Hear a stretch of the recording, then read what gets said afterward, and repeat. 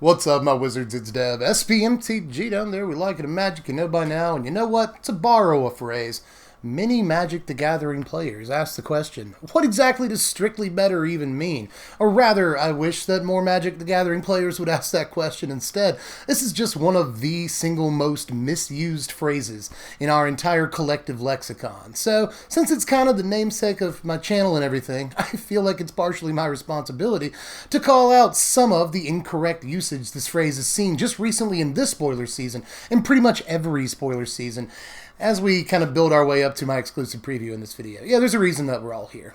But first things first, you may have seen this card, the Black Bond, the other day. I haven't actually gotten to spoil it just yet, but you've probably seen it on the preview sites already. Well, people are going around calling this a strictly better Rise from the Grave, which is absolutely is not. Rise from the Grave allows you to take creatures from any graveyard, where this one is just yours, but it does give the creature haste. You can argue whether or not that's a better Rise from the Grave, but it's not a strictly better Rise from the Grave. Actually, speaking of bonds, they're a good way to illustrate this point, because the green bond, the other day, I saw somebody call this a strictly better Revitalize, and that was followed up in the same forum by someone saying that it's actually a strictly better Adventurous Impulse, when in fact, it's not strictly better than either card.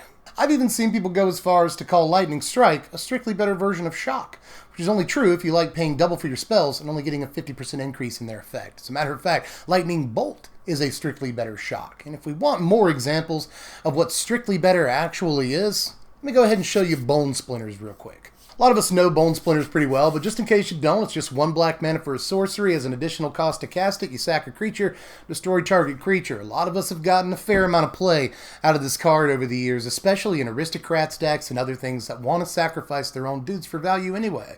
Well, it turns out we actually now have a strictly better version of Bone Splinters, which was a good card to begin with, but check out Spark Harvest.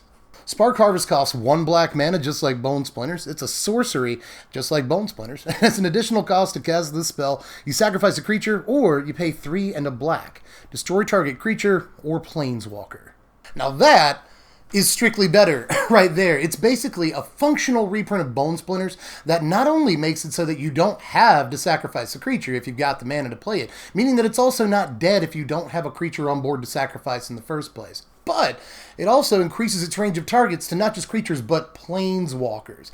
You know, I've said a couple of times recently that I really wanted, like, good 2-mana planeswalker removal in Standard. Well, Wizards responded by giving us 1-mana planeswalker removal. And there are myriad decks that might want an effect like this. Not just Aristocrats, but obviously, let's be honest, Aristocrats. We're going to have creatures in this format, not only like Judith, which we've had for a while now, but we also get Cruel Celebrant and Mayhem Devil when we start this new format, and Bone Splinters Plus goes really well with those cards. There's also plenty of ways in this upcoming format to turn this into better than a 2-for-1 interaction. That's always been the problem with Bone Splinters, is that you sacrifice one of your guys and you take a card from your hand. But you're only getting rid of one of your opponent's cards. You're effectively 2-for-1ing yourself. But there are plenty of ways in the upcoming format to keep that from happening. We already had Hunted Witness, but we're also going to have Grim Initiate. And that seems like a pretty good way to make sure that you keep value on your side of the battlefield. But we've still got Doomed Dissenter, Martyr of Dusk, and all manner of other creatures that leave bodies on the battlefield even if they're sacrificed. It's also worth pointing out that Harvest works really well with and is on color with both Footlight Fiend and Dreadhorde Butcher. It's not hard to imagine a situation playing against, say, Mono White, where you sacrifice your Footlight Fiend to Spark Harvest their Banalish Marshal. When your Footlight Fiend dies, you can take out their Sky Marcher Aspirant or something. That's a pretty good play line, and I shouldn't have to tell you how good Spark Harvest could be with a card like Dreadhorde Butcher. And there's plenty of other tricks too. You know, Martyr of the Cause just got spoiled the other day. Sacrifice Martyr, proliferate, get counters on all your planeswalkers. Seems nice. And if you're looking at proliferate tricks, there's always Roalesque if you want to make some real value off of Spark Harvest. But that's not all. You know, we got Midnight Reaper in this format to make you draw cards. And this works pretty well with New Liliana too for the same reason. Sacrifice creature to Spark Harvest, draw a card. Pretty sweet. But there's existing cards in this format this works sweet with too, like Rekindling Phoenix. Sack a Phoenix to a Spark Harvest, and you're kind of effectively losing nothing in that exchange, especially if your Phoenix is already attacked for the turn. And, of course, I should bring up Alinda, the Dusk Rose, if I bring up no other cards in this video, because sacrificing an Alinda, taking out their Planeswalker, and ending up with 3 or 4 creatures on the battlefield seems pretty sweet. And oh yeah, one more thing, by the way, this works really well with Afterlife creatures like Tithe Taker and Seraph of the Scales as well. And yeah, I've been talking about the function of the card for a while here, but I should probably at least touch on what's going on in this art and in this flavor text, because my Vorthos brothers and sisters probably freaking out a little bit over this. You see down there on the bottom of the card, right next to the rarity, it says common. And then right next to that, Story Spotlight Act 2. But this is actually the end of Act 2, the beginning of Act 3. This is what brings about Act 3. Bolas betrays Domri. I know everyone's so shocked about that. Domri was working with Bolas, and it turns out Domri's also the first spark that gets harvested. But he probably won't be the last, because that's the whole reason that the walkers are here in the first place. They've been lured to the plane so that Bolas can harvest their sparks, thus casting the Elder Spell and getting Godhood. This is kind of the beginning of all that. You see, Bone Splinters was a card that saw a lot of play pretty much every time it was able to be played. And almost never a standard all-star or anything, but at the very least, almost always a role player of some kind, if only as a 2-of, in exactly the right kind of deck. So I expect this card to see about that same level of play, if only because Aristocrats is a thing in standard. We want to cram this into Mardu, we want to cram this into Rakdos, whatever. But just the fact that it's a better version of a card that already sees a fair amount of play by itself really makes me excited to try this thing out.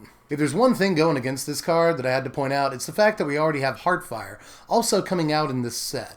And you can really have an argument over which one of these two cards is the better card. I think that these hardline aggro decks that are just trying to deal 20 as quickly as possible, probably going to go with Heartfire. But if we see more, mid-range oriented Aristocrats builds, then definitely Spark Harvest is the way those decks are going to want to go.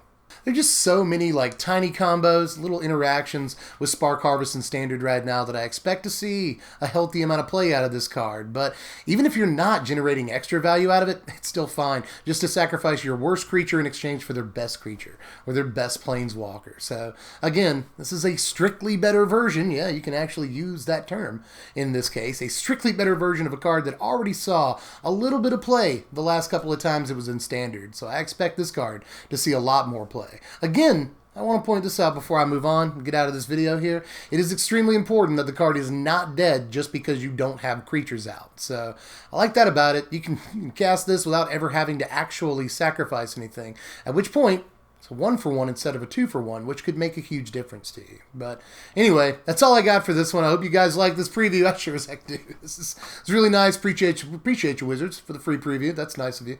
And aside from that, do all the YouTube stuff. Like the video, subscribe if you're new for more exclusive previews in general, lists, videos, deck decks, blah, blah, all that stuff.